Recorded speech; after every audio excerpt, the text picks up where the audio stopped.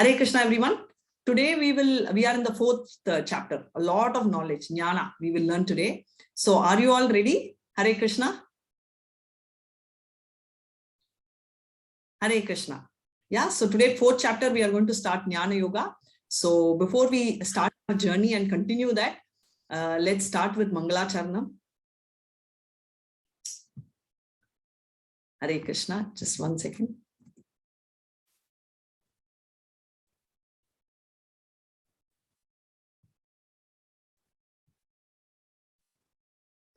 Om Namo Bhagavate Vasudevaya. Om Namo Bhagavate Vasudevaya. Om Namo Bhagavate Vasudevaya. Hare Krishna. Om Ajnanat Timurandasya Jnananjana Chalakaya Chakshurunmilitam Yena Tasmai Shri Guruve Namaha. Shri Chaitanya Manobishtam Stapitam Yeta Bhutale Swayam Rupa Kadamaya Dadati Svapadatikam. He Krishna Karuna Sindhu Dina Bandho Jagatpate Gopeshu Gopika Kanta Radha Kanta Namastute Tapta Kanchana Gaurangi Radhe Vrindavaneshwari Vishabhanu Sute Devi Pranamami Hari Priye Vancha Kalpadarubhyascha Kripa Sindhubhya Evacha Patitama Pavanebhyo Vaishnavebhyo Namo Namaha. Shri Krishna Chaitanya Prabhu Nityananda Shri Advaita Gadadara Shri Vatsadi Gaura Bhakta Vrinda. Hare Krishna Krishna Krishna Hare Hare Hare Rama Rama Rama Hare Hare. Hare Krishna Krishna Krishna Hare Hare Hare Rama Rama Rama Hare Hare. Hare Krishna Krishna Krishna Hare Hare Hare Rama Rama Rama Hare Hare. So Hare Krishna. So we will now go to the fourth chapter, right?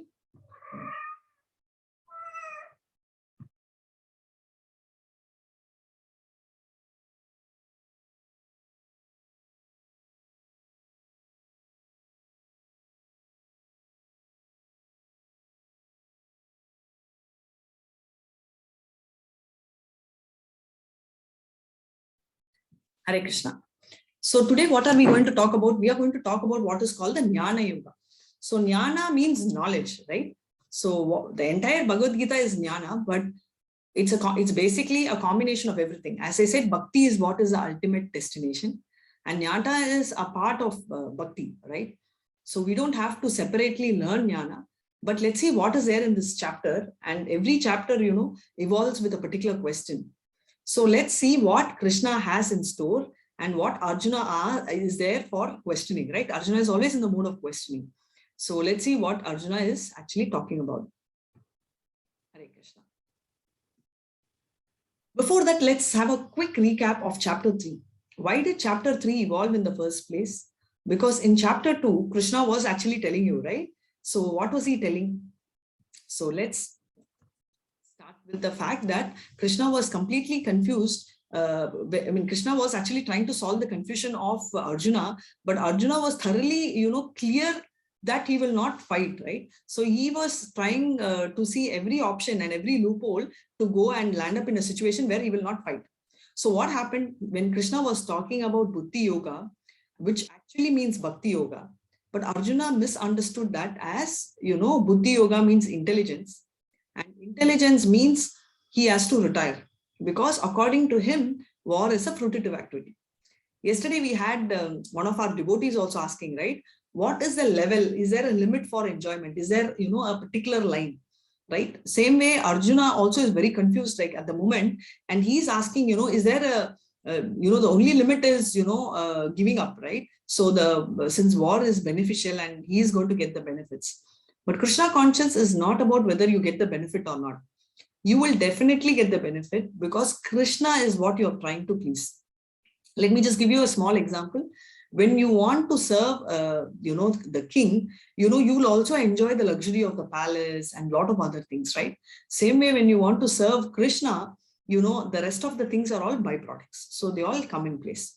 So eventually, what is Krishna telling Arjuna? See, this is not about renunciation or action. We are telling you to renunciate not the action, but to renunciate the fruits of the action, which means you will fight, but you don't worry about the results, right? The results are to be surrendered to me. So that is what he is saying. And next he talk about how do you do that? Via Nishkama Karma Yoga, right? And yes, the starting of Jnana started then. And then he's elevated from Karma Kanda to Karma Yoga. So what is Karma Kanda? Motivating someone with a particular food. Example, when you're in LKG, everybody would have told, I'll give you a lollipop. Okay, so I'm going to give you a lollipop and you're going to go to school. Is that what is going to happen till in your 12th standard? No, right? You don't even worry about who's going to talk to you. You immediately get up and go, right? So that is exactly the pitch which you will adapt as you become bigger. So that is exactly the pitch which you are following as well. So that is what he is talking about. So then after this, what happens? So the next move is about what can you do at that stage. And in fact, ironically, someone told, oh my God, in 12th standard, my limit and wish will become higher. I will demand a car. But that's on a, on a, ironical part. But the actual sense you all know, right? So you will, any which case, not talk about that. You will be self-motivated, which is the language we use. We're supposed to be. So now what happens in Karma Kanda? Finally, in Karma Kanda, we will get elevated. That's a starting, right?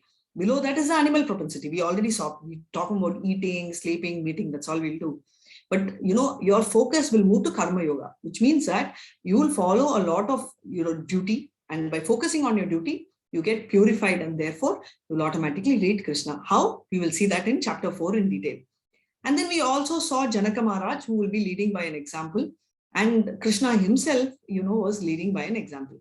So that is what is the most important shloka here. Yadyad acharati shreshas tattat evetano juna. So what is it he is saying? That the whole world will follow the footsteps of you. And therefore, if you renunciate, maybe you're successful. But then what will happen is the followers may not be successful and they will fail. Because of which what will happen? You will be setting a wrong example. So that he is saying. So finally, he is telling that in spite of understanding all this, what is the problem? What is forcing me to do a lot of things, right? This is a very commonly asked question. I don't want to do, but still I'm forced. Why? Because he says lust. Lust is something which starts off sitting in the senses, then the mind and the intelligence. And by sitting in these places, it is giving us a royal road to hell. So this is what they are talking about in chapter 3. So with all this, what happens to chapter 4? Now Krishna continues by giving transcendental knowledge. About whom? About himself. Why? You need to know a person to love a person, right? Actually, really speaking, you don't have to know, but then you will have to know, you will get to know more about the person whom we love. So I will tell that. So here the concept is not about understanding Krishna, but it is about we wanting to know more about him, more because of the fact that someone whom we love, we like to really understand every bit of that person to see how we can actually fit in, right? So Krishna himself is giving the transcendental knowledge. Why is Krishna giving that knowledge and he is not appointing anyone? Because Krishna is the only one who knows completely about himself and nobody else can really understand his opulences to tell about him. So he starts off from 4.1 to 10. And what does he tell? It talks about the parampara concept also, which we will see. So it is evam parampara praptam. And next one is between 4.11 to 15, Krishna as the goal of all paths and the creator of Varnashra system. So what is Varnashrama? We are going to see. Yayate mam prapadyante. So that we will see. So what is he telling? He is telling that all roads don't reach to one, but the Varnashrama system has been created by Krishna. Therefore, you can reach your destination. The next one, what does he say is Karma Yoga. So Karma Yoga between 4.16 to 24, he says Karmano he api bodhavyam. So what does Karma Yoga mean? Karma Yoga actually means that we already read a lot of this in the second chapter also, where yoga means thinking of God. So doing work without expecting the fruits. Basically, the fruits you surrender on to Krishna. Then 4.25 to 3.3, you're talking about sacrifices leading to transcendental knowledge. Here again, as I said, sacrifice does not mean, a particular sacrifice in terms of we losing something, but sacrifice here denotes anything done for the satisfaction of Krishna.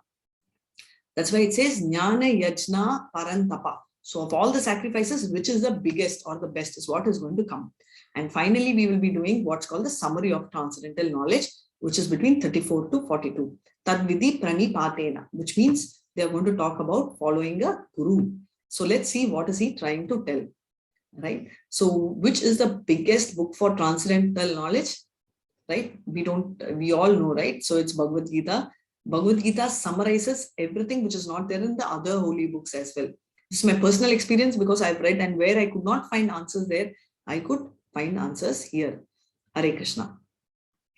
So now, for this blue part, right, the English part, do we have anyone in the audience who would like to read? Do we have anyone who would like to read? So you can raise your hand. So the blue part alone, I will, when I tell Hare Krishna, you all can start. So would anybody like to read the blue part? Any one of you all can just raise your digital hand. And I'll keep starting, and you all can raise your hand in between. Yeah. Otherwise, Nirupama, if it's okay, you can also read. Hare Krishna. So I'm going to start.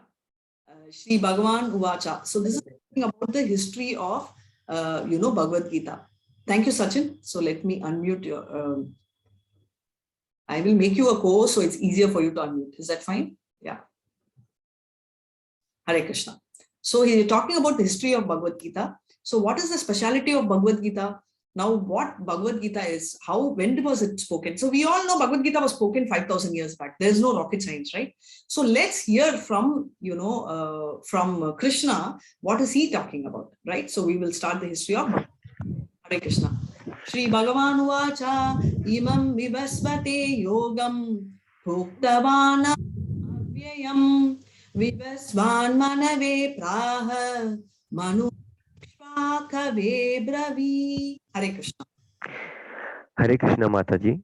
Hare Krishna. The blessed Lord said, I instructed this imperishable science of yoga to the sun god Vivasavan, and Vivasavan instructed it to the Manu. The father of mankind, the Manu in turn instructed to Ikshvaku. Ikshvaku.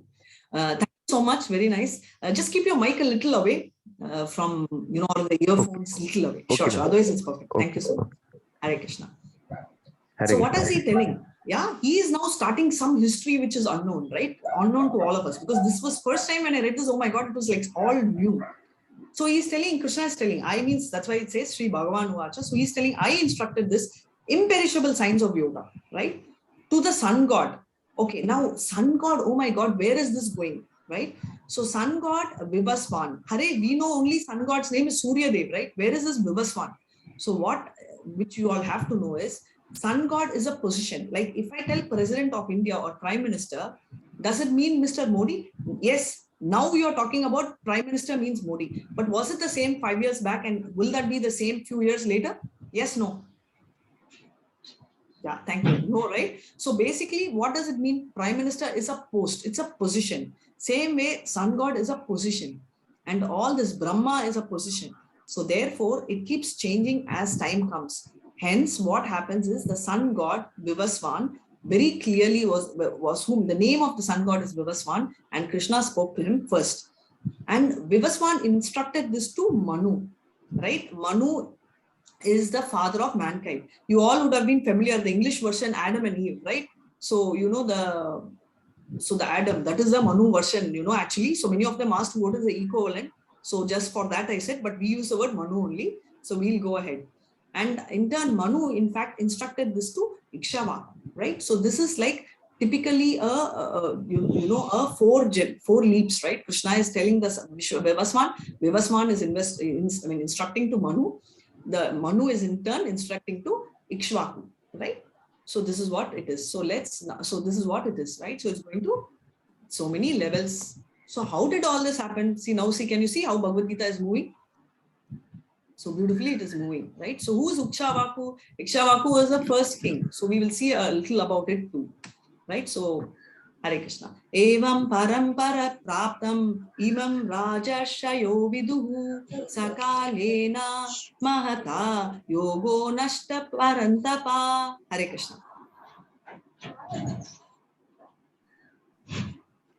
This supreme science was thus received through the chain of disciplic succession, and the saintly kings understood it in that way.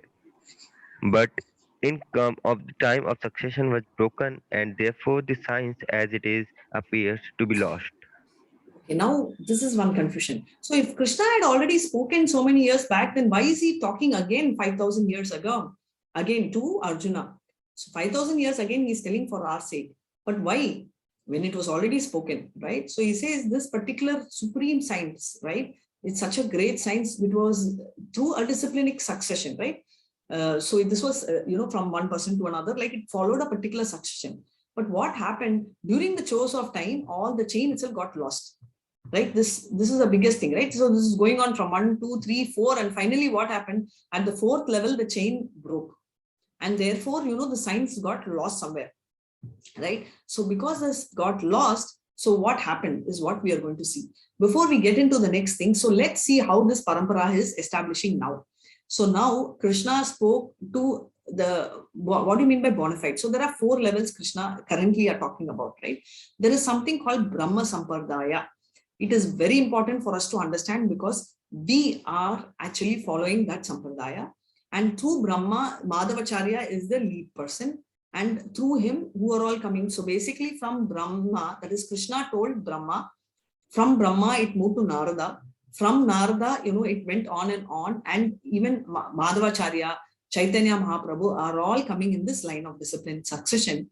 And Prabhupada is the Acharya who is also in that same line. So that is why you call the word Bhagavad Gita as it is. However, is it that only we should follow only our Sampradaya? No. You have 4 Sampradaya which are called bona fide one. Just to give an example, you get a certificate, right? So you get a certificate, let's say in college. So it has to be signed to a university, one. Or it can be deemed university, right? Which means the university has given approval. So let's assume that the university is Krishna. So what is deemed university? Deemed university is the right and the authority given by the university to various players or colleges which the university feels deemed fit, right? So same way, Krishna has informed 4 people whom he feels are perfect to bring this down. So who are the 4? We saw Brahma. The next one is Sri Lakshmi Sampradaya. Sri Lakshmi is through Ramanujacharya. Typically, you will notice the Andhra, Tirupati and all will come under this, right? So the Bhagavad Gita taught by them is also accurate. The third is Rudra Sampradaya. So what is this? You know very well, Shiva. And who was the lead in this is Vishnu Swami. That was the greatest Acharya. And the fourth one is Kumara Sampradaya. Who are they? They are the 4 sons of Lord Brahma. And these 4 sons are very knowledgeable, very old, but they do not want to get into this complicated life. So they decided to live at the age of 5. They froze themselves at 5, and though they are many years old, they will always be children, so that they felt that it was easier at that time. So what is the story behind that? So he is Nimbarka Charya. So he is the one who takes care of that particular Sampradaya to the next level. Hare Krishna. So now, with all this, Arjuna has got to see, Arjuna is, imagine, you have to relate this, right? Look at the kind of questions Arjuna keeps asking and look at the answers Krishna keeps answering. Today we all ask 1% of these questions will be thrown out, right? Happens or not? For me, it happens. How many questions only you will ask? So college time, and after that they used to call me, I'm a question queen. So, not a great creditable post, but that is how it used to be. You all also feel the same, let me quickly check. Yeah, so that is what it is, right? So that's why. But how? You are my contemporary, right? So he is asking, Arjuna is asking, you are my contemporary, which means what? You are my age, right? If you are my age, then where is this question? Where is the possibility of you talking about, so many years back? And let's see how many years ago, but definitely it is not 5,000 years ago, right? So that much we understand at the first level. So he's telling you of my age, right? So if you're my age, what are you talking about history? So what is happening is Krishna is going to give answer for that also.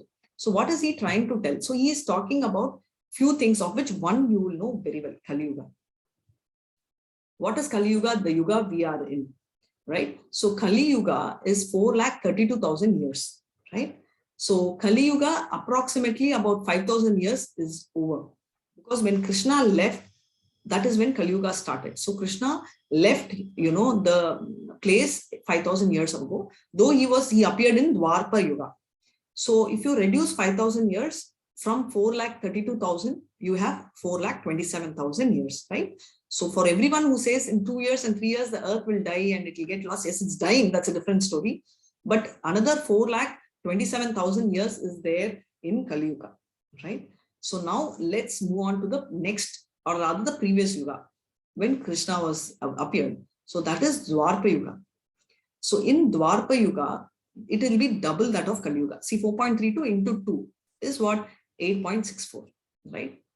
Now Treta Yuga, what is Treta Yuga? Lord Rama appeared in that Yuga, right? Treta Yuga is a total of Dwarpa Yuga and Kali Yuga. Both put together is Treta Yuga. And what is Satya Yuga? Satya Yuga is Treta Yuga, Dwarpa Yuga and Kali Yuga. So all three put together will be Satya Yuga, right? So all these together, this four is called Divya Yuga, right? Why do you talk about Divya Yuga? You will get to understand. So now we spoke about Manu, right? So we are going there. So what are we actually trying to why am I talking so much? Because life of Brahma we are going to talk about. Why is life of Brahma important? Two factors. Just like how we die, Brahma also dies, right? So he is not permanent. But the difference is Brahma's life is 100 years. Let's assume that we are also 100 years. But Brahma's 100 years is different from ours, right? So that's what we are trying to calculate, right? This figure. So that clearly shows Brahma is not immortal and he will also die. So now what happens? This Divya Yugas, there are 71 such Divya Yugas. That is called Manvantara, right? One particular Manvantara is equal to 71 Divya Yugas. These Yugas keep repeating, and 71 times, right? So this is one number. So how did you get 306 is because, you can add, 71 into, addition of all this is going to give you that number, right? So now we are going to Manu, right? We just had this story. What are we first calculating? We will calculate one day of Brahma. And why? Let me explain why subsequent to this, right? So 1 day of Brahma. So 24 hours in our language means it will be day, it will be night, and it will be that time between the dawn, right? So between day and night, right? So that is called the dawns. So that is called Sandhya, right? In Sanskrit. So the day actually and the night put together and Sandhyas will be 1 day of Brahma. It's like basic number. So what does this amount to? It amounts to 14 Manvantras. We just saw 71 Divya Yugas, right? So 71 into 14, right? Plus the 15, the typical dawn, right? Is the duration of 1 day. So basically, just to explain, 1 day of Brahma is 4,32 billion years, right? And obviously the night will be the same length. So this is just 1 day time. It's not 124 hour. It's the day time, the duration of the day, right? And what is happening in this time? Where are we? So there is something called during 1 day of Brahma, right? There will be what is called partial devastation. What do you mean by partial devastation? Word devastation, you all know. So basically there are various lokas and we will, I will explain the lokas, after this. So what happens is these lokas get submerged in the water. Water means what? It just gets swallowed by Vishnu. Just understand this. So basically entire world except the top 3 lokas gets lost, right? And again, it comes back after a few weeks. Again, the whole cycle starts. So this is what it is. So this we are talking about the life, not life of Brahma. It's 1 day of Brahma. So what happens and what do you talk about life of Brahma? Life of Brahma is equal to 311.04 trillion years. That is the total life in our terms. So 100 years of Brahma is equal to that, right? So that is the life of Brahma. So you can imagine how it works, right? The mathematics of Brahma, it's so long. So for people who love the maths, so I've done this part of it. Where are we? So before where we are, so remember I was talking about the various Manus and all that. So where are we, right? We are like, you can count 1, 2, 3, 4, 5, 6, 7. 7th Manu is where we are, right?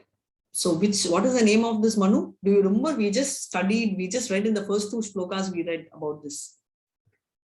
What is the name of the Manu? Okay, hold this, I'm going to tell. But before that, the first Manu is called the Swayambhu Manu, right? So we will see all of it shortly during the day. So as of now, what has happened in our current situation? So what happens is Brahma has completed 50 years. Right?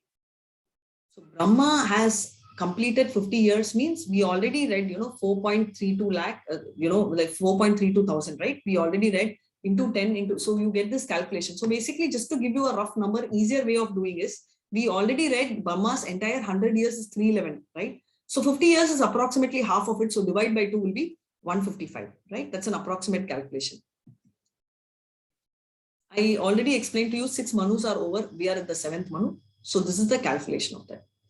And 27 cycles of 4 yugas have gone. So totally how many cycles are there? 71, right? Divya yugas. So now 27 cycles are completed. So you know what it is. Satya, Dwarpa and Satya, Treta and Dwarpa, right? So this is the number, so which has gone, and that is the calculation.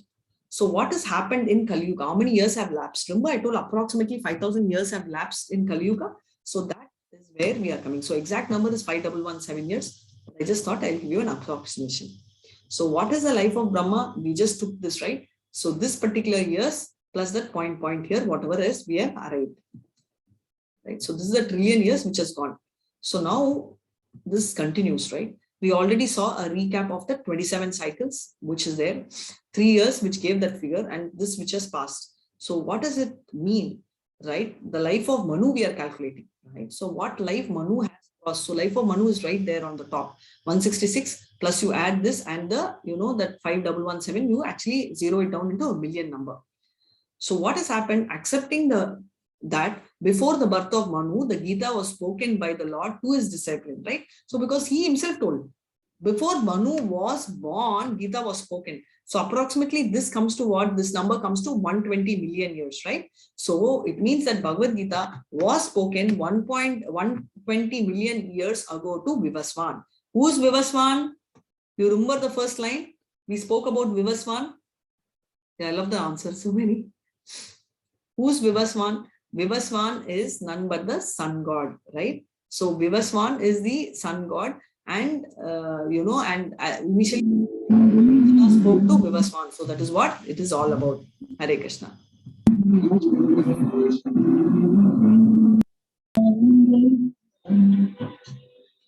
Hare Krishna. Can someone go on mute? I think there's some music at the background. So Gita came to earth, right? So let's read a little more about it. In the beginning of Treta Yuga, millennium, this science of relationship with Supreme was delivered by Vivaswan to Manu. Manu, being the father of mankind, gave this to Ikshvaku, the king of this earth planet. What is important, and that's why I wanted to bring in who Ikshvaku is. Ikshvaku is the first king of the earth planet, and he is the father of the Raghu dynasty. Now, who's Raghu? Raghu dynasty is where Lord Rama was born, right? So Bhagavad Gita existed in the human society, approximate time they are evaluating, right? Because we already told that Dwarpa Yuga was where Krishna was born and rather came avatar, and Treta Yuga is where Rama was there, right? So you are just doing the calculations. So how much of time would have elapsed here in Kali Yuga? So therefore, just to give a quick number game, which is easier to understand, one day of Brahma is this so many years in our calculation. So if Brahma lives for 100 years, so you can calculate how this is all the same thing which we are working back. So clearly 1 second of Brahma is equal to 1 lakh years. Clear? So 1 second of Brahma is equal to 1 lakh years for us in our terms, in human term. How is it possible? Yes, it is possible. We all live, let's say, on approximately 100 years. What about the ant? How long does the ant live? The ant lives for a very short time, right? So it will probably live for a few days or a few seconds, we don't know. So the ant, for the ant, just it's for him, our life, it will think, oh my God, ants are, life of ant, I'm not very sure, but I know a lot of these mosquitoes are all live for, for a week. So just imagine, for them, if they see our life 100 years in their terms, it will work out to do the same calculation. That is what we are doing. Though initially when we see this and when I saw this, I just felt, how could this be possible? It's meaningless.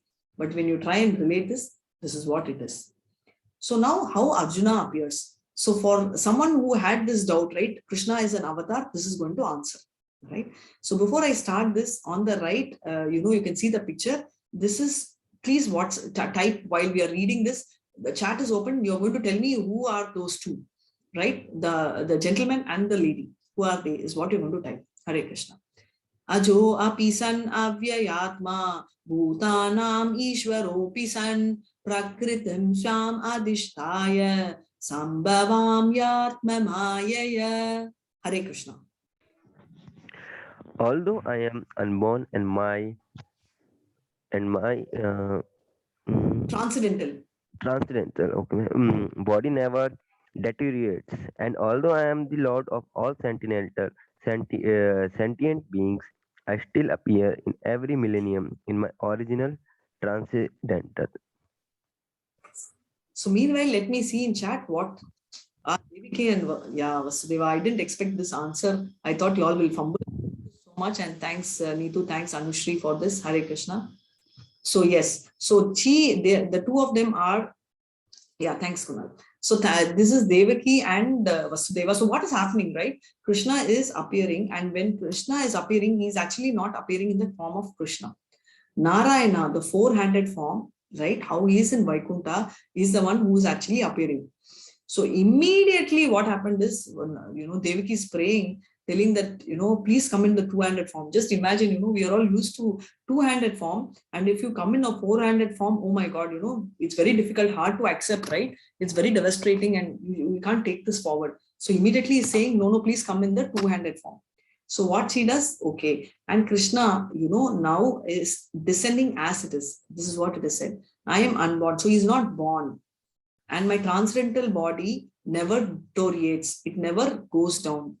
Although I am the Lord of all, right? So he's always, though he's Lord, I still appear every millennium. Every time he comes, millennium after millennium, right? Yuga after yuga, in his original transcendental form, which means there is this four-handed form, Narayana also there. There is two-handed form, which is also original. So this is what it is, right? So for us, it is unbelievable because if we are in one place, we can't be another place, right? For example, I am here and Kunal is also right here. There is no way Kunal will be in college. Of course, now you will tell, Mataji, I'm doing both. One laptop, I'm listening to Bhagavad Gita. One laptop, virtually I'm on. Possible, but physically, it is not possible. So since it is an equipment you're doing, and definitely mentally not possible because very difficult to concentrate one. So the scope of concentrating another is absolutely ruled out, right? So we will see how this is. So that is what he is talking about. So his original transcendental form appears all through. Right? So when does Krishna appear? So this is what it is about, right? When does he appear? He explained. Yada yada hi dharmasya glanir bhavati bharata abhyutanam adharmasya tadatmanam shajamyaham. Hare Krishna. Whenever and wherever there is a decline in religious practice, O descendant of Bharata, and a predominant rise of irreligion, at that time I descend myself. So very clearly he is telling that whenever there is a decline in religious practices, what do you mean by religion? Religion here does not refer to Muslim, Hindu, Christian, Jain, whatever, right? Religion here talks about dharma, right? So whenever there is a dharma, he is telling, oh, descendant of Bharata. Why is he calling? Because Arjuna is a descendant of Bharata, which we already saw, right? Therefore, he is telling that he will come, he will personally come to deliver. What is he going to do? He will tell in the next, shloka. Now the picture here, can someone spot what picture this is on the right? Can someone spot the picture on the right?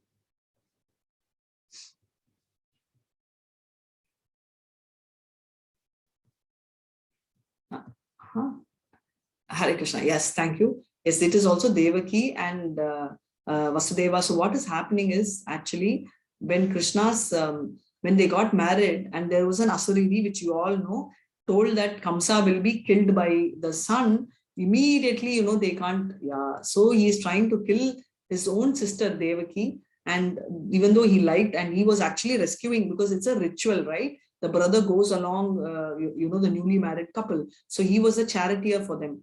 Even though he did that, imagine, look at his craze for his life. He immediately takes the sword to behead her and, the husband, father of, Krishna, Vasudeva is literally falling on the leg of, this person, Kamsa, to save his wife. So that is what he is telling, with the point that he will, swap, that any child born, he will give it to him. So that is what he's talking about.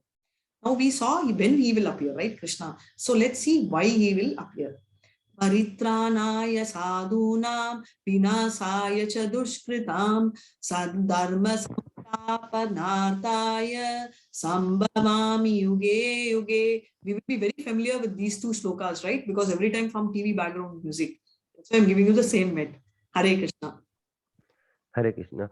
In order to deliver the pious and annihilate the miscreants as well as the establish the principles of religion, I advent myself millennium after millennium. Right? So he is saying that in order to deliver the pious. So we were thinking he is coming to kill these bad people. And if he has to kill the bad people, he need not come. He can throw a Sudarshan Chakra, Patal, and the Sudarshan Chakra is immediately going to behead the person, right? He need not come here. For example, let's take the story of Prahlad Maharaj and our Hiranyakashipu, right? So what is the story of Hiranyakashipu? Hiranyakashipu he wanted to kill, but should he come here to kill him? Should he take the Narsimha avatar? And by the way, from the Satya Yuga is Narsimha, right? So what is the need for all this? It is because he wanted to actually deliver the pious. So he actually came not for Hiranyakashipu, but he came for Prahlad. So that is a story. That is a speciality. What is the benefit of knowing Krishna? Why should I know Krishna? So let's hear what Krishna is saying. Hare Krishna. Janma karma chame divyam evam yo veti tattvataha tattva deham punarjanma naiti mamyeti sorjuna. One who knows the transcendental nature of my appearance and activities does not, upon leaving the body, take his birth again in this material world, but attains my eternal abode, O Arjuna. Okay, so very clearly he's telling, oh, anybody who knows this about my body, right, he does not take birth again and again, but he attains the spiritual, my eternal abode. See, everybody keeps asking, is there a line in Bhagavad Gita talking about world outside the earth? So forget about Swargaloka and all at the moment, but he is very clearly telling that anyone who knows this, right, will take his birth in the, he will not do, right? It's not going to happen, but he's going to attain my eternal abode. That means there is an abode, right? There is a dham, there is a place. Krishna is telling in the 4th chapter to Arjuna, and not only telling, but he's giving that guarantee. Can anyone give that guarantee? We have, every time, we used to tell, right? And our parents would have told us, don't worry, you go to school, I am there, I will take care, there'll be no problem. But are they really there? I mean, they are there for us. They care about us. I'm not telling that. But are they physically there? Emotional support is there. But are they actually there? Yes or no? Right? No, right? So actually, but they are not lying. They just want to be there and they're giving us the confidence. But here, Krishna is actually there. He is actually there. He is the only person who's there with us 24/7, 365 days, actually. Even when we forget him, even when we are sleeping, he is with us, right? So let's see the difference between Krishna and us. So Krishna's form is spiritual and our form is temporary, right? So which means that his body is always there. He is having the same form there and he will maintain this permanent form. Whereas we are temporary and we are just having this form. And what are we comprised of, right? We have the body which we are seeing. What you see, this is the physical body, right? There is also, this is also called the gross body. We also know the soul. These two we have already learned in 2nd chapter. We've understood I'm not the body, I'm the soul. So we have a lot of knowledge on that. So what is this new concept which is there in that small little picture called the subtle body? So what is subtle body? Subtle body is nothing but your false ego, right? Intelligence and mind. So mind, false ego and intelligence. Hare, where is this coming? If I die, the mind, everything, false ego, intelligence, everything should die with me, right? Ideally, when we die, if it all dies, all three, then our soul will go to the eternal abode. But unfortunately, these three are holding us so much, which is why our wish of coming back to the world to satisfy our desires comes back in a vicious pool. That is why we are born life after life, and we are here on the earth, right? So we are controlled by Maya, and Krishna is controlled by Maya. So what is the thing? There are three modes, and we will read about the modes shortly. So like the puppet show, we are being controlled by them, right? And what happens? Who is the controller of that Maya? Maya is Maya Devi, right? So Maya Devi is who is Shakti, is external energy. They are reports to Krishna. I know it's getting a little heavy, but knowledge is always heavy, right? When we read physics, chemistry, biology, isn't it heavy? It's not like our, moral science or English, right? So here he is talking about transcendental knowledge. So obviously the knowledge will be very heavy. So can you see whose picture it is? This one is Krishna. That you all don't have to tell me. All of us know. And who is this uncle who's on the floor? So you all keep guessing while I move to the next slide. Hare Krishna. Has anybody in history able to know Krishna? So has anybody in history able to know Krishna? You have to tell who can know, right? And so before, thank you so much. Yeah, that is Kamsa. Now moving to the next question here. Can you see a guy with a sword, right? Who is this character here? Who is this particular character who has got a sword in his hand and a shield? Can anyone guess? Meanwhile, let me read the shlokas. Hare Krishna. Yeya tamam prapadyante tamsteva bhajamyaham mama vartmanu vartante manushyam partha sarvashah. Hare Krishna. Vitaraga bhaya krodha manmaya mamupashritah bahavo jnana tapasa bhutamadbhava agatah. Right? So what is he saying? So Vitaraga, Bhaya, Krodha. You know how everything reverse will do. Krodha is anger, Bhaya is fear, Vitaraga, desire. We already saw all that, lust. All that is coming up. Now in this picture, I'm just waiting for the names to come up. So much silence. Any guesses? There's no correct or wrong answer. So even my admins, co-admins, co-hosts. Who is this man? I can give you one clue. Sudarshan Chakra is coming from Krishna and chopping his neck. Fatal. So who is he? Shishupal, Radhika. Yeah, thank you so much. Yeah, thank you so much, Akima, and thank you so much, Jyoti. Hare Krishna. He is Shishupal. Thanks, Tanya. So Shishupal is the cousin of Krishna. Now we are bringing the character of envy. We read yesterday about envy, right? So what is envy? Remember yesterday we did what is envy? So yeah, that's right. So envy is the quality where I like something in you, but I don't like you having it. Right? So Shishupal loved everything in Krishna. And that's a fact not only for Shishupal, for all of us. And what is happening is he didn't like him. So every time he used to keep insulting Krishna. Now, what was the condition? Since his mom is actually the sister of his mom. So basically, actually, he is a relative, right? He's his cousin. So when Shishupal's mother, when Shishupal was born, he was born with 4 hands, right? So what they told is anyone who carries Shishupal, that person immediately, Shishupal there'll be one person. Immediately he will get 2 hands, right? And that person will be the person who will be a reason for his death. He will kill him. So the mother gets very scared, and when Krishna carried him, Shishupal immediately from 4 hands moved to 2 hands. And therefore Krishna had to promise his mother, Shishupal's mother, that at one time he can make 100 mistakes. So Shishupal used to appoint a person or secretary, whatever you call, to count the mistakes, 1, 2, 3, 4, 5, 6 every time. And he used to stop at 97 or something like that each and every time. So this was not a one-time incident, right? And it's like the last moment things which we tend to do, right? Studies, right? Last moment we'll fall. Same with Shishupal also, actually not a great comparison, he's a horrible person. So he did this. So what happened is now with the count going there in the Raja Yagna, right? There is this Yagna going on when Yudhishthira first time has been crowned. He gives respect to Krishna and they do a huge Yagna.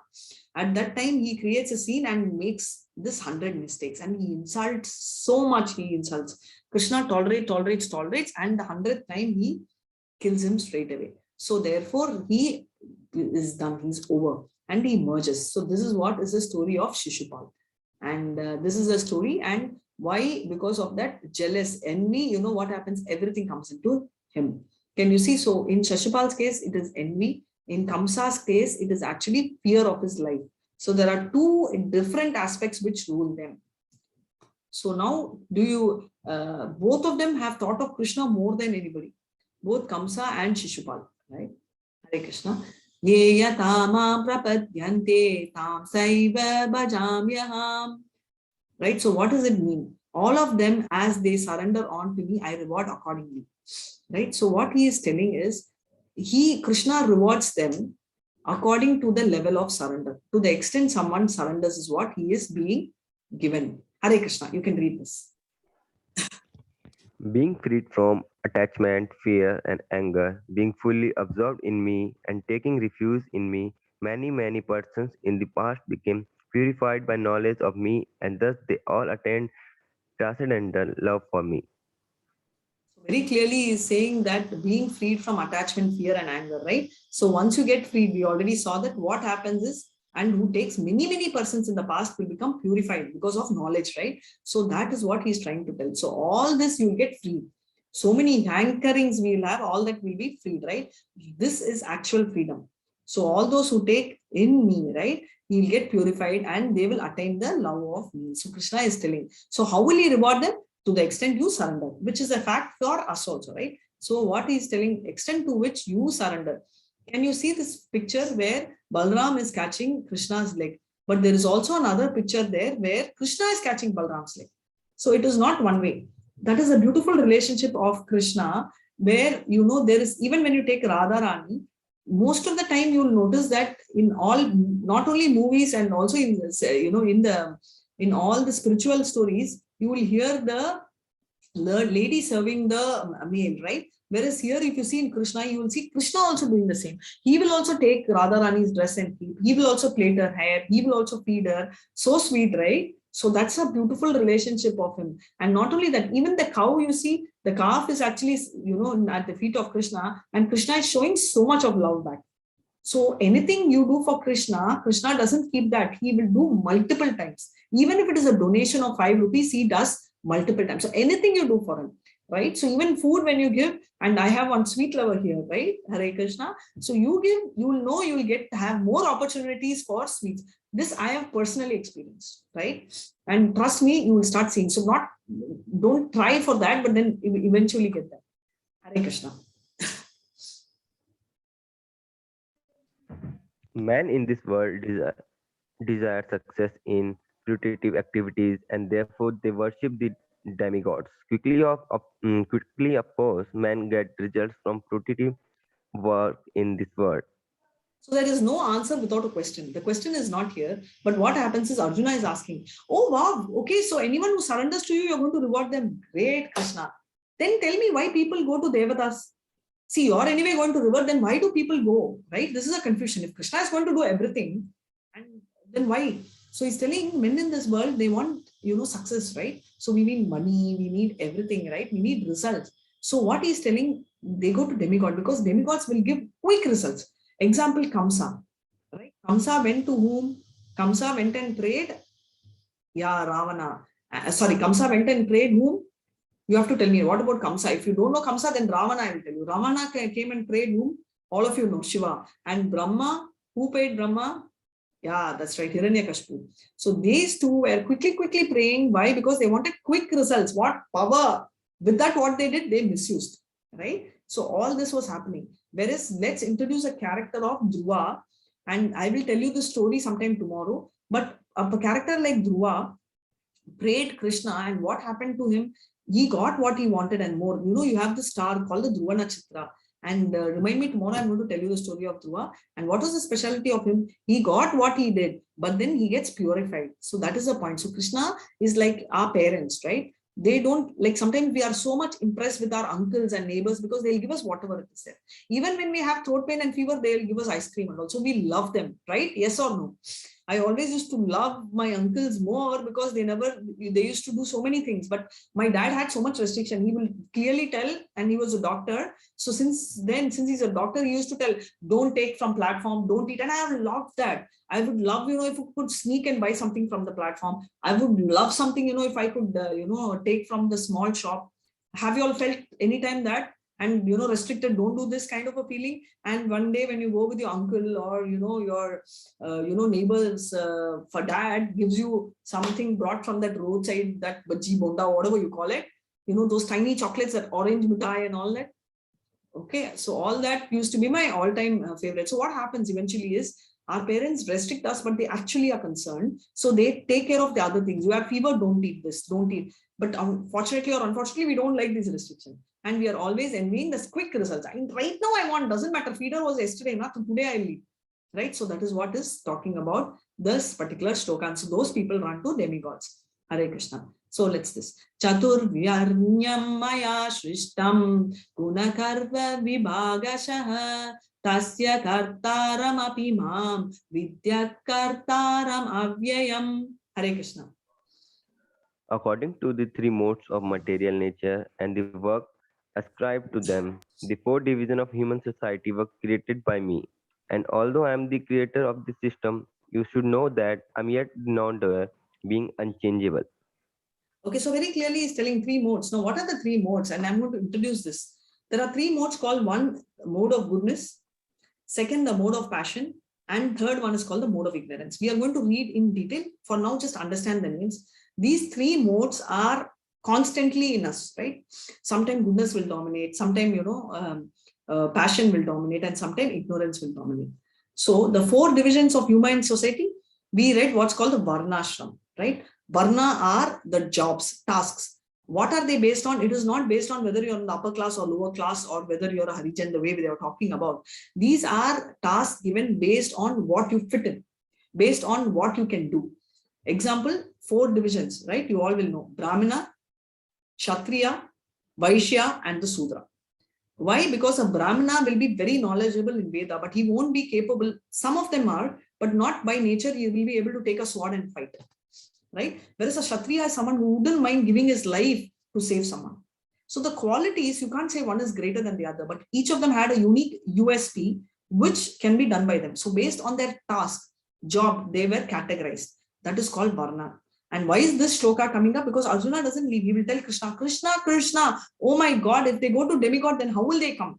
So he is telling, don't worry, they can do the prescribed job given to them, their duties, and therefore they will automatically come. How? This is Brahmana, this is Kshatriya, Vaishya is the businessman, and Sudra are the ones whom we call as the, the blue collar people, where they report, they can't think of their own or do things. They do not have great knowledge, but they can do exactly what you tell them.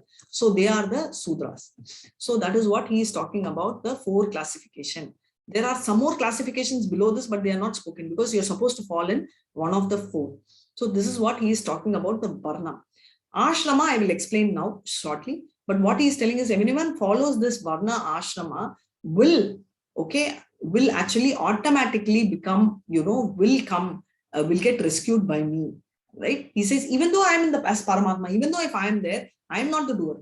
So many of them, will tell. Now you're in Bhagavad Gita class, your friends will tell, I'm going to smoke, I'm going to drink. Krishna only made me do. Do you come across people who tell that? I have come across constantly people who do the wrong things, tell that as if I'm doing. I'm not studying, I'm watching TV, but Krishna only gave me this TV and this video game to do. Sometimes we also do that, right? So it's not the wrong thing, but the fact is always we have this nature that you want to give it to someone, not the credits, but the wrong thing, right? I got 100, I got 100. I only got 100%, I'm not talking about you all. I used to also tell that, oh no, I only got this percentage, right? So in my 12th, I got around 98.5 aggregate, and I used to tell, I got it. As if, I'm the one who did the whole thing all by myself. That time, I never remembered my mom. I never remembered my dad. No one in my mind. Because the I factor of me achieving was the only thing which was there. Right? Happens, right? And I don't say it is wrong, but it is what we are, right? So, but whereas if something goes wrong, oh my God, correctly, I would have got that 1 mark extra, but at that last line, I would have got that 1 minute, the teacher pulled off the paper. Had I been given that 1 minute, I would have scored that 100 mark. Because the teacher pulled off the paper, I failed.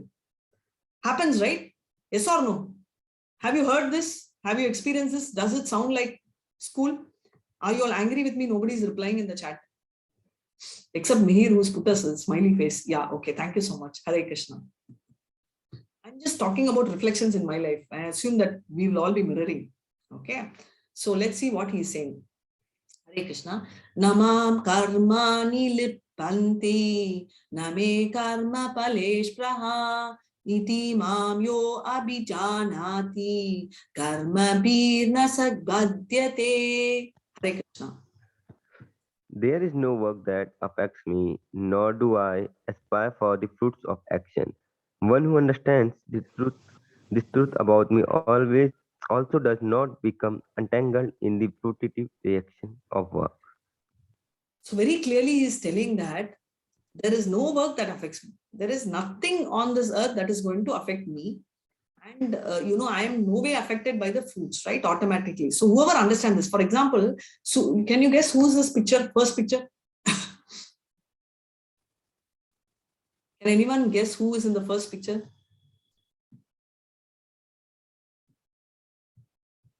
That was a tough one, but I didn't know that you all will guess. Thank you so much. Yes, you're absolutely right, Sudama. Thanks, Sachin and Anushri. Yeah, perfect. Because that was a tough call. So he literally washes his leg and he pampers him so much, right? Because he doesn't expect any food, he just does. Because he is not governed by these modes which are playing the role, right? So he very clearly does all this, right, on his own. So why is this introduced? Because that is what when Arjuna asked, right? I don't want to do why I'm doing is because they are all controlled by the modes of nature. So even if you don't like something, you land doing that, right? And here is the next beautiful picture, and you all know this Bhishma. He promises that he will not take the Sudarshan Chakra or he will not take any weapon, but he immediately takes a weapon and he wants to kill Bhishma because he wanted to save Arjuna. He is so crazy that he cannot tolerate anything happening to his devotee, even at his cost of his own name and fame. He's just not worried, right? Even though he promised, he doesn't care for his promise, but he is more concerned about his devotee. That is his protection he's offering to his team, his devotees. That is how he reciprocates, right? Look what level he's bringing himself down. He's the charioteer. He is driving the chariot. And being a charioteer is not just like our driver. So we'll tell, no, I will drive your car. No. Those days, they can't hear.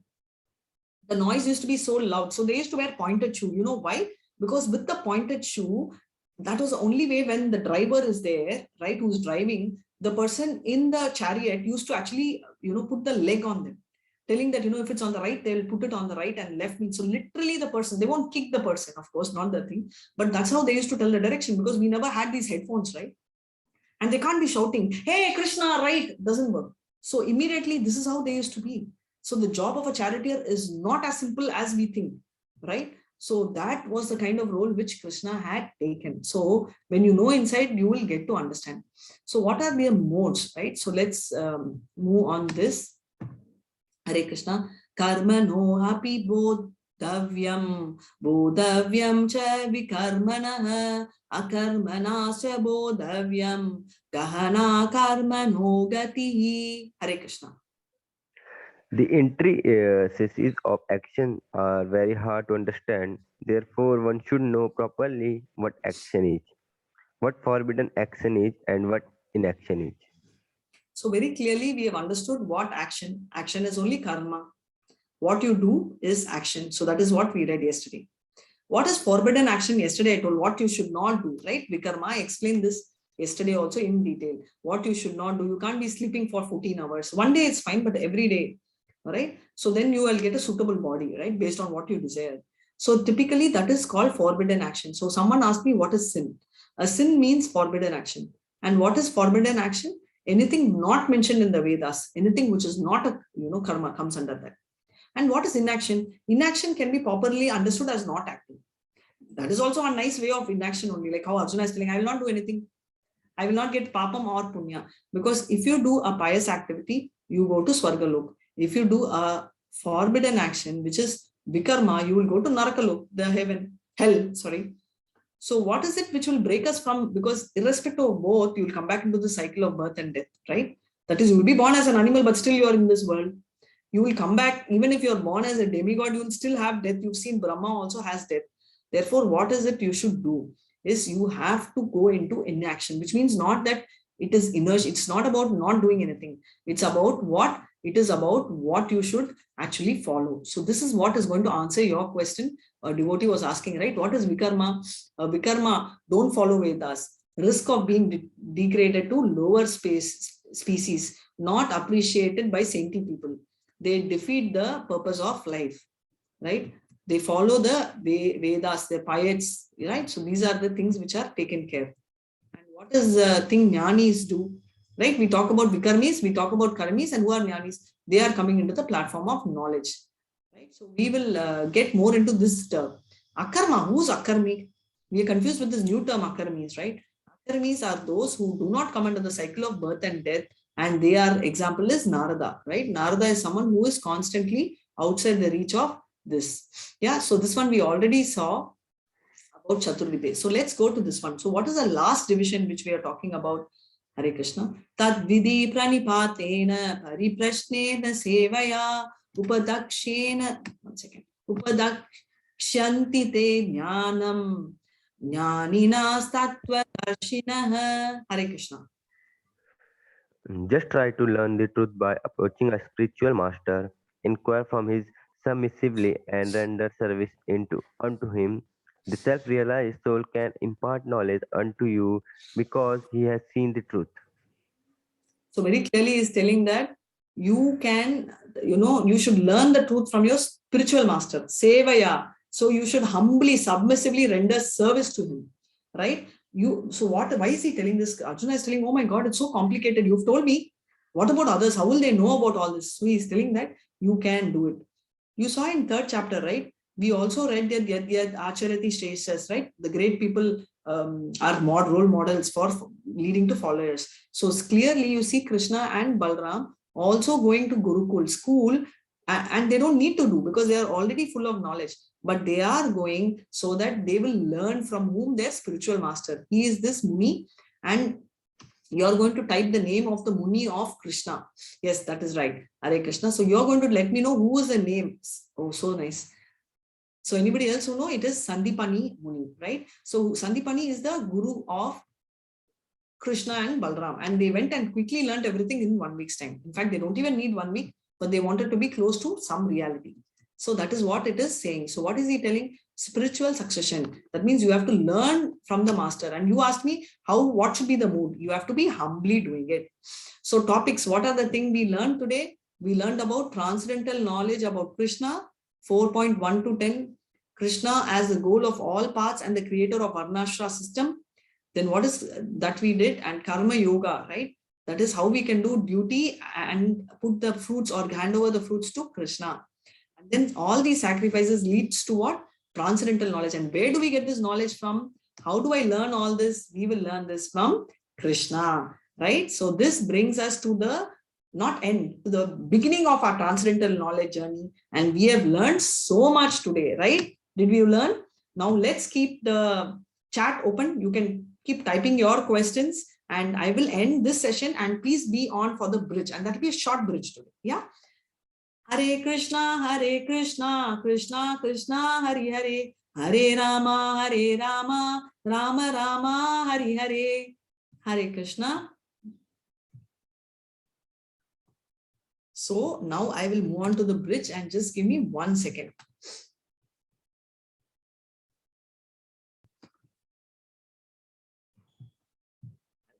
So what are we going to talk about? Today we are going to talk about clearly something which is knowledge, right? So we are going to do what is known as the knowledge. So let's read and see what knowledge is. What is it they are talking about, right? Is it Bhagavad Gita? Is it, physics, chemistry, maths? So let's see what everybody is talking about, right? So today we will talk about what is called knowledge, and that is the most important part of our session.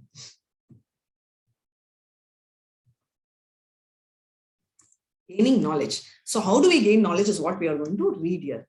And what is the role of faith, right? Hare Krishna. Neetu, you can read this, ma. Hare Krishna. Hare Krishna, Mataji. Role of faith. Science itself requires faith. We don't know our logic is correct. I don't know you are there. You don't know I am here. We may just be imagining all this, you see. I have I have a faith that the world is what it seems like, and thus I believe you are there. I can't prove it from any fundamental point of view, yet I have to accept a certain framework in which to operate. The idea that religion is faith, science is knowledge, I think is quite wrong. It it misses the actual basis of science, which is faith. We scientists believe in the existence of the external world and the validity of our logic. We feel quite comfortable about it. Nevertheless, these are facts. These are acts of faith. We can't prove them. Charles Thomas, the Nobel Prize in Physics, 1964. Thank you so much. So what are they actually trying to tell? The role of, faith, right? So we are talking about Krishna is faith, God is faith, right? So here they are talking about science is also faith, right? So that is what we are going to talk, and we are going to understand various types of knowledge. Gaining knowledge. So epistemology, what does it mean? Epistemology is a new science evolved, right? It's a branch of philosophy concerned with nature and origin of knowledge. Epistemology asks the question, how do we know what we know? So basically it's questioning the questioning, right? So how did we talk about knowledge? It talks about the root of knowledge. What is knowledge? And all this is being asked. So gaining knowledge has two processes, one called the ascending process. So that means Pratyaksha Praman and Anuman Praman. So let's see what it is, though the name sounds, and descending process is called Sabda Praman. So let's see what it is, right? So three ways of gaining knowledge. All of us have this. Pratyaksha Praman is seeing seeing is believing, right? It's a direct perception. What I see is what I believe. If that has to be true, today we have about 50 of them. And if I have to see, many of them have covered your mic, right? I mean, not mic, your video also. So I have to believe means I have not seen anyone here. So can I say the 50 are robo or they don't exist? No, right? So seeing is believing is not applicable always. And, in my virtual background, the sea, there is a meeting point called horizon, but where does it end? We don't know. We can't be traveling ourselves. See, scientists would have done. I'm not talking about science. Have we traveled to see that this particular sea leads to that corner? No, right? So now, their faith involves, faith is required. Shraddha, it means faith. It's required even for, science, right? So what is Anuman Praman? It's theories. So all those who are physics students, right? So you will have hypothesis 1, 2, 3. What is the difference between a theory and a law? A law is something unbeatable, cannot be changed, permanent. Whereas a theory is something which is based on evidence and is subject to change, right? That is why they call it as Newton's law, because it's frozen. Whereas they call a lot of other things as theories, right? So why? And if the theory is perfect, why do we have ABC options? We will not have hypothesis, we'll have one result, right? So that is called Anuman Praman. So that is a scientific way of understanding, which means we'll do research. Third one is Sabda Praman, hearing from a bona fide authority. Classic example is, even when it comes to school and college, you are saying that, okay, this is horizon, you go in this road and you will reach whichever part of the world you have to reach. Like maybe you will reach, if you have to go to Andaman, you go in this direction, you will reach. You go that side, you will reach Maldives, right? You are not going to do every time research. You go to a bona fide authority. Who? A travel agent. Why? Because you feel the person has the expertise. So this is what it is. So let's go by Pratyaksha Praman. Seeing is believing. We cannot acquire absolute knowledge through material senses. Why? I already spoke to you. Because we are subject to 4 defects. Our senses are imperfect. We are being illusion. We have the tendency to commit mistakes. And we have the cheating propensity. No, my senses are perfect. Right? So let me tell you a very funny example. Yesterday, remember I told you that day before I lost my cat and we found him. And the continuation of that is we found him in my neighbor's place, and neighbor was 1 floor down, exactly mirror house of ours. So this fellow had gone and probably he was there the whole day. They didn't see him. They didn't notice. And what happened, I will tell you. The daughter, I think she was about 16 years old. She saw, a cat going. And the mother called me and I immediately ran down. And I went right into that room, and they said I saw it going inside under the bed, and the bed was like really a short bed. I'm trying to say I couldn't see him. I couldn't see her, actually. I couldn't see the cat. So, and It was so weird, they said they went, and I was so worried, if it ran out or whatever. So immediately, I'm trying here, then, with my voice, immediately it mute. So the voice I could relate, right? Now there was a pigeon screaming, and everyone in the house said that pigeon only was a cat 2 hours back. Why? Because the senses are imperfect. They were just imagining and that coming up, right? Now I thought my eyes will be powerful, but my eyes, in spite of light, I could not spot it, right? It was hiding there. Now, after all this, how can we claim that our vision is perfect? We even to see what is our thing. I was thinking, if there is no light, we won't be able to see. We are dependent on sunlight and, tube light or whatever light, to notice our things, our own house where things are. But yesterday I realized even with tube light, our senses are so illusion that we can't see, right? We have imperfect senses. To be illusioned, I'll come back in 1 minute what it is. Tendency to make mistakes, those who are in typewriting, unlike computer, where you can hit your backslash and it gets deleted. Typewriters used to have something called E and O. Yeah, correct. Errors and emissions exempted. Sorry, E and OE or something. Okay, so that means errors and omissions exempted. E and OE. Okay, because they used to tell that in typewriter, you can't go back, right? You have to retype. So they used to put a whitener and they used to have the small note. So the tendency to commit mistakes is there throughout. Cheating propensity. So this used to be like something which is so much inborn for all of us. The teacher is telling us to stay at home and not copy, right? Tests are conducted online. We don't want to copy, okay? We are very sincere people. Yes or no, we'll never copy. But just that, when I'm writing that answer, that one word I forgot. Yes, have you all faced this? Yes or no? I know the answer, trust me, I know the answer by heart. Just that one word alone I will see in that book, that one word. I have done that many times. I'm not cheating, but that's just that one word. Right? Thanks, Tanya, for being so honest. And I love that expression, Anshri. Yeah, so I'm not cheating. So what is that you have to tell me? Right? So redefine that. But generally, we don't have the intent, but that is there within, right? So let's understand our imperfect senses. Eyes are blind outside the range of 4,000 Armstrong to 7,000 Armstrong. Our ears, 20 hertz to 20 hertz, whatever, that range. Yeah. So beyond that, we can't hear. Tendency to be illusioned. Ears. Okay. I didn't know this until I, came across a fact. It cannot distinguish between a hissing of a cooker and a train. And I just told you all yesterday, a pigeon, where is a pigeon and where is a cat? Right? So that also happens. So we get illusion. Now, tongue, okay, eating an orange after sugar sour taste. And we've all seen this, right? We'll have something spicy before we take, something sweet. Eating orange after a lemon tastes sweet. What about the skin? Okay, this is for all those who are into swimming. I swim, so you all will know. If the climate outside is extremely hot, the pool is very chill. Vice versa. If the climate is rainy, somebody who really loves swimming, and I love swimming, I've been tempted. My Chennai is flooded and they've blocked my pool. Given a chance, I will jump into the pool because the water inside will be like heaven, so warm, right? So you can relate it so much. And that's exactly, thank you so much. Yeah, thanks, devotees. Thanks. Yeah. So what's happening is same water, when you touch with warm hands appear cold and touched with cold hands appear warm. So that's the same thing. It's a swimming story. Eyes, optical illusion. Come on. Now answers for you. Question answer session. How old is this lady? I want you to type in the chat box immediately. Don't think, analyze. I just want fatafat answers. How old is she? It's a guess. There's no right answer. Are? See, imperfect vision. You people are telling 18, 20. Now I'm going to catch hold of you. Can you also see an elderly lady around? So you're only seeing the young one because you want to see the younger version. But if you can go back, close your eyes, open again, there is a very old lady who will probably, having something in her hand like this. Can you see? She'll probably be 80 or 90 years old, right? So what I'm trying to tell is both are existing, but we are able to focus only one.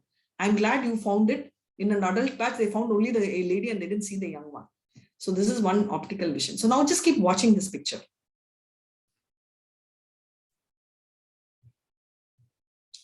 Nothing is moving. Can you see? But you have a feeling that something is moving. First, when I saw, I thought I only felt, and then I realized this. Yeah, it is floating, but actually it is not. Right? So it is just the optical vision. Now you have to tell me which is the bigger circle, the middle round. the left side is bigger or the right is bigger. Quickly answers, no thinking. It has to be fast.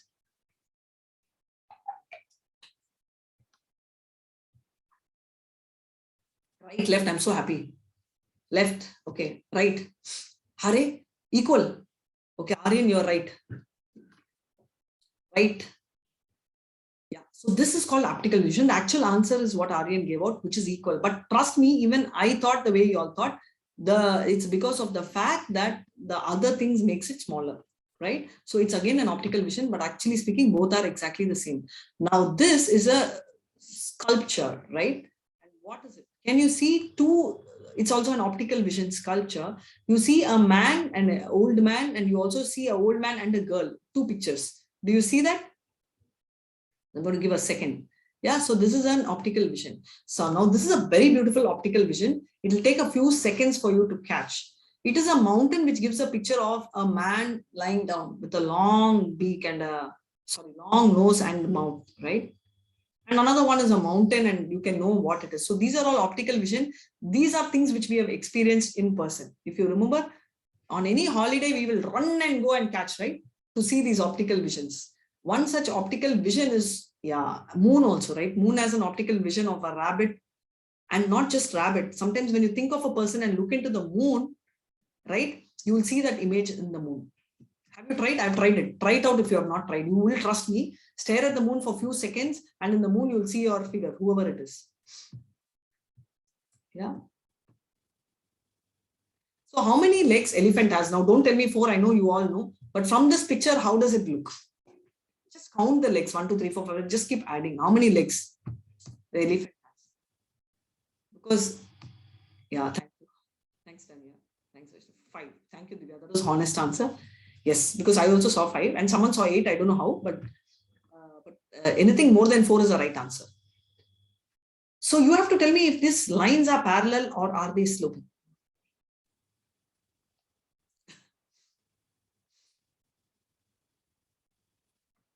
Mixed views again. Slopey, straight. Yeah. So that's another. Yeah, parallel. So technically they are parallel, but it looks slopey. That is the actual answer. Wherever somebody is giving the right answer, remember you're using your intelligence. If you just use your eyes, you will get the answer. Here, this small fellow is trying to hold whatever, right? So you can see that's an optical relation. So let's go to the tendency of committing mistakes, right? I told you about accounts, right? So let's go into science, right? That's where it's important. Stars were considered pinpricks on a crystal globe. This is true. I'm not saying this. And electricity and heat were considered to be fluids. Brain was thought of an organ to cool the blood. These are all facts. And there is a cheating propensity. Please go and Google. It's not only our copying of the small little thing. It talks about the Piltdown man fraud. What does it say? They found a body. They were talking about everything. Please Google this up. Very interesting story. And later they found that human skull and filled jaw. This is how they brought in, the animal and the human. So typically what we are talking about is, yes, you're there.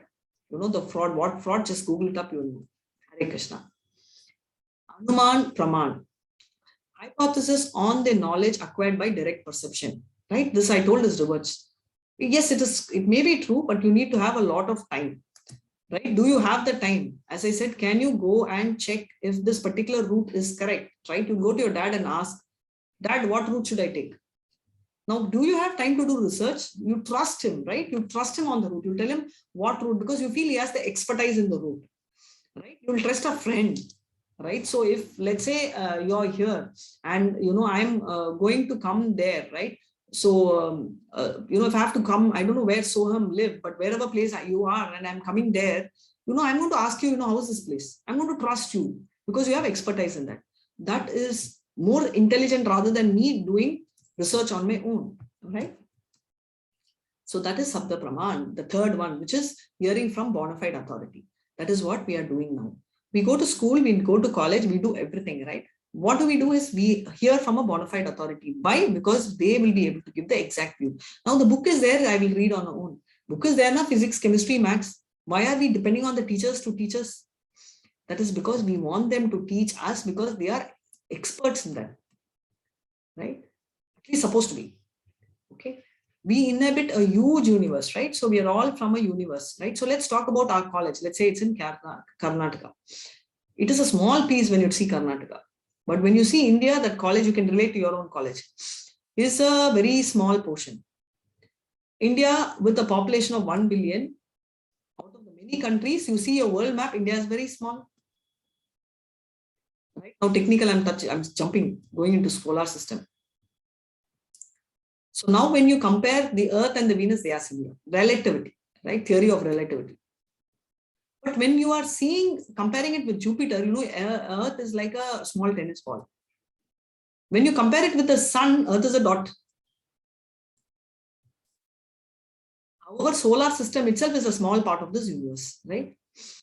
So how can we understand God, who is a creator and a maintainer of such universe? He is beyond this gigantic manifestation.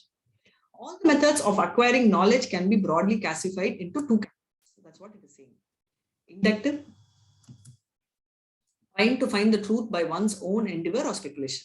We already saw that, right? Find your own thing. Detective is great through someone. This picture, if anybody knows, can type. The guy, I think I already told you all, the person sitting on the throne is who? The person on the floor is who? To learn the truth by accepting an authority and inquiring from him. So somebody asked me, can we ask spiritual master? Yes, you can ask. You definitely can ask the questions, but it's relevant, right? You cannot go to a spiritual master and tell, you know, which movie should I watch or where should I buy my swimsuit. He will not know that. So you have to ask whatever is relevant. This happens for us also. No? You cannot ask the chemistry teacher an English grammar, right? So same way. So the person who's sitting on the throne is Sukadev. Who is Sukadev? Sukadev is actually the son of Vyasa. Who's Vyasa? Do you remember the first day I introduced Vyasa, who is the incarnation of Krishna, who gave Divya Drishti to Sanjaya? He wrote Bhagavad Gita and Bhagavatam and a lot of books. So he is the son of Vyasa and he is teaching Srimad Bhagavatam to Parikshit. Anybody knows who Parikshit is? Parikshit is the grandson of Arjuna, son of Abhimanyu. Thank you. Hare Krishna. Abhimanyu's son.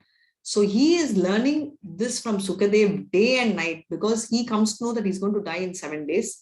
That's a story by itself in Srimad Bhagavatam. And he hears Srimad Bhagavatam non-stop. He is a king and he comes and he wants to hear. Whatever we are talking right now, how can an ant living in one corner of this place know about it? So many things are happening. You know what's happening in Afghanistan, war on the other side, President of India, all this, logically speaking, ant can never know if it has to follow the ascending process, right? It can't do its self-research. It cannot, you know, do a seeing is believing. Why? Because it is too small and its perceptions are very less, right? Then how can we go about understanding God, who is the creator of this magnificent world? We have no choice but to accept the descending method of acquiring knowledge. So for all those who said, should they read in Vedas? Now you have to tell me.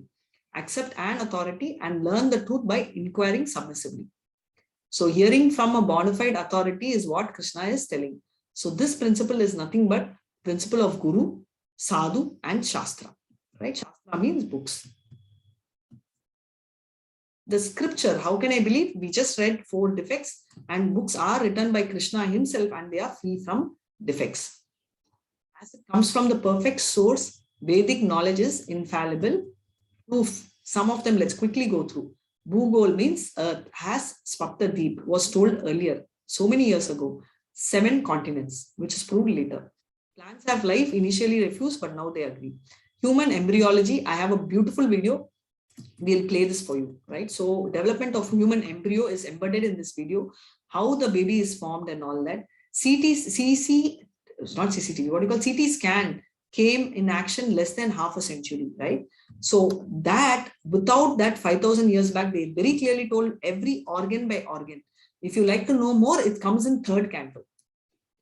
But we have a video on this, which we'll play it to you on Monday. So you'll be able to see some astonishing predictions. Chaitanya Mahaprabhu is an incarnation of Krishna, appears in Srimad Bhagavatam 11.5.32. Buddha, you all know Buddha 2600 years ago was born. You know, it is 1.3.24. Chanakya, everybody knows Chanakya, right? He was a very good he taught a lot of military discipline and military arts. Chandragupta Maurya, king, and King Ashoka. When I was presenting this, one college student did ask me, is my name there? We would love to have our names here, but are we really big enough? That's a question which we have to answer, right? Why different scriptures? So if this is a very common question, right? Yesterday, day before, someone was asking, what about, Bible? What about Quran? So you have to observe, we have this Oxford, and Dad used to have Oxford dictionary, so many of them. When I was small, I used to think each of them had different meanings. Each of them had only different fonts. Content and meanings were same. So the same Oxford company, same meanings, same dictionary in different formats. Why?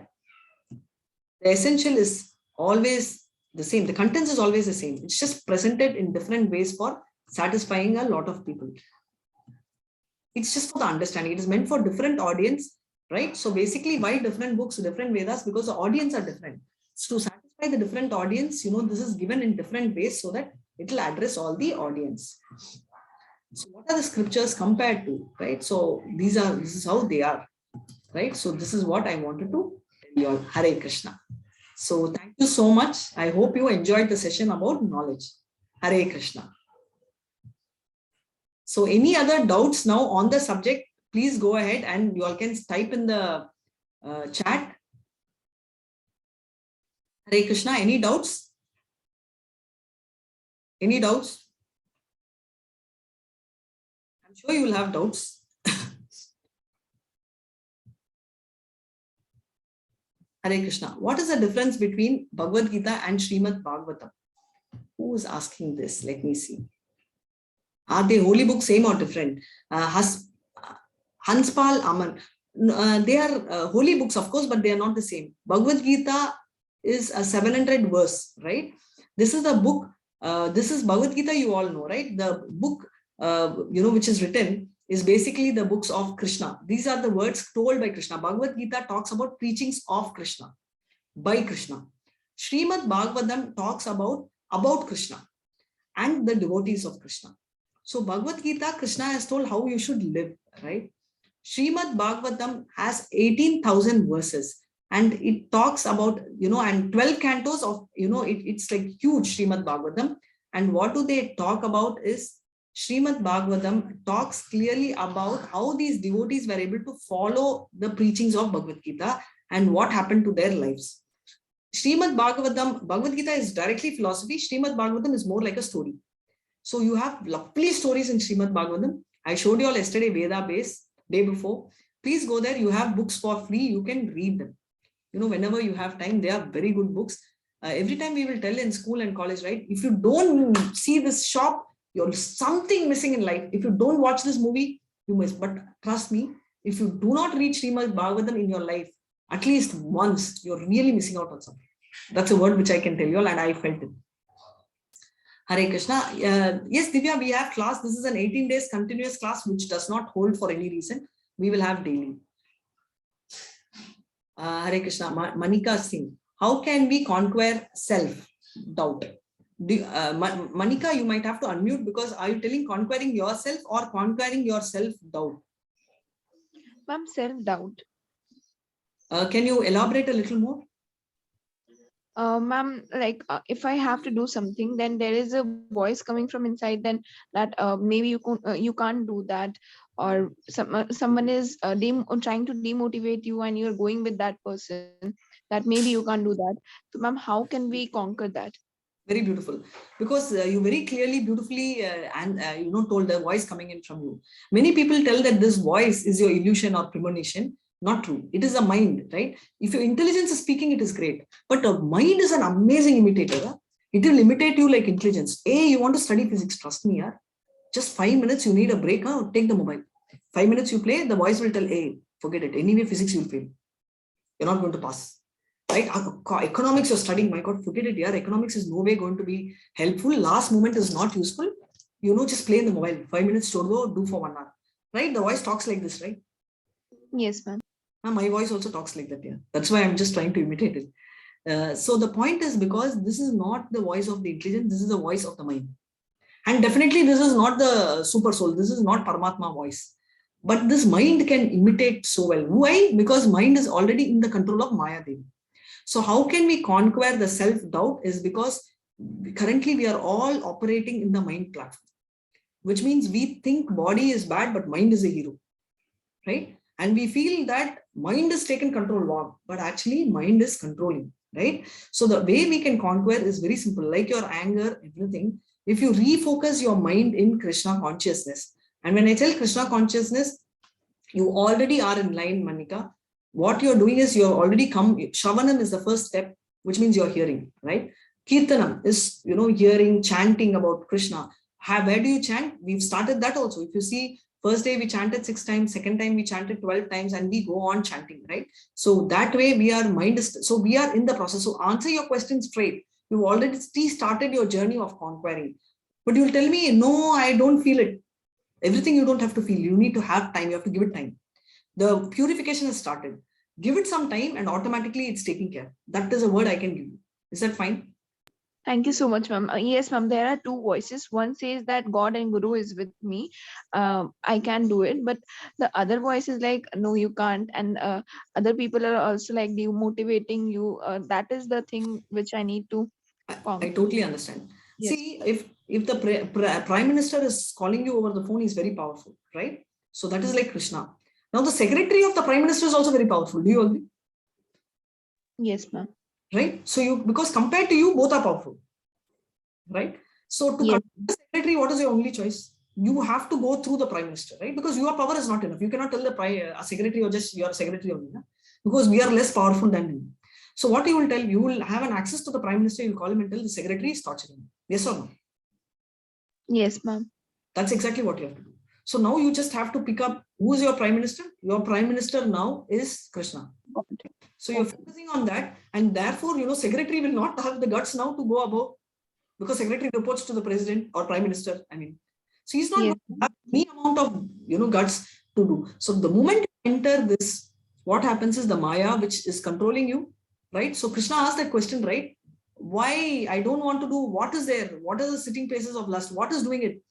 Krishna is answering, right? You are helpless because of the 3 modes of nature acting on you. So what is happening is all of us are in your position. We are helpless. We have multiple voices. I'm happy you have 2 voices. Most of the time I have multiple voices telling me multiple things, right? And that is why I opted. Remember the second chapter, first chapter, second chapter, we had indecision. I told you, I can because when the multiple voices talk, I think best is not to do anything, right? So, but then I got a lot of clarity. I'm sure you will as well. Hare Krishna. Thank you so much, ma'am. Hare Krishna Soham. Mataji, as we know that we are being created by God and children of God, but who created God? Nice question. I have seen many YouTubes to clear my doubt, but I am not satisfied with it. Yes, Soham, because the YouTubes are created by human, so we won't have clarity. If God was created by someone, right, then we will also be equal to God, right? Because we are also created by someone and God also is created. So there is this beautiful shloka in Brahma Samhita, which are the prayers given by Brahma to Krishna. And the first shloka goes like this. Ishvaraha Parama Krishna Satchidananda Vigraha Anadiradir Govinda Sarva Karana Karanam means what? Ishvara, Krishna, right? Ishvara, the God. Ishvara means God, right? So he's saying the Ishvara is Krishna and he is the beginning and he is the end. And so he does not have a beginning, he does not have an end, he does not have middle. We will read in length in Bhagavad Gita coming chapters also. So what he is telling is there is no beginning for him, there is no end and there is no middle, which means that he is the creator and no one created him. Because if he had someone creating him, which is where Devatas are coming. So Devatas have a beginning and an end. Why? Brahma has an end and Brahma was created by Vishnu and Vishnu in turn was created by Krishna, which we will see in the Goloka chart. I wanted to do it today, but today was a lengthy day, so I will do it tomorrow. And what will happen, right? So the beginning and the end exist only for, people who are linked materially. To answer your question, Soham, even we spiritual souls do not have a beginning and an end, right? We are from there. In the material world, we have a beginning and end because here we want to enjoy independent of Krishna. That is why it is. Clear? Is there any other questions? Is there any other questions? Yeah, thank you, Soham. Hare Krishna. Is there any question? No questions, so we'll end this session. Hare Krishna. Hare Krishna. So we will chant. Okay, Hari and Hara are equal. No, Hari means Krishna, Hara means Shiva. They are not equal, but Hara has qualities very close to Hari. So Shiva and this one I'm going to answer tomorrow because everybody will have this question. Just remind me, this will be the first question which I'll answer tomorrow. I want to wind because I think most of you will have schools and college. So I want to make it a point to wind by 7:30 max. So with this, we will chant, today is the 4th day. So we will chant 24 times and is that fine? Shri Krishna Chaitanya Prabhu Nityananda Shri Advaita Gadadhara Shivatsadi Gaura Bhakta Vrinda. Hare Krishna Krishna Krishna Hare Hare Hare Rama Rama Rama Hare Hare. Thank you, Hare Krishna. Mataji. Hare Krishna.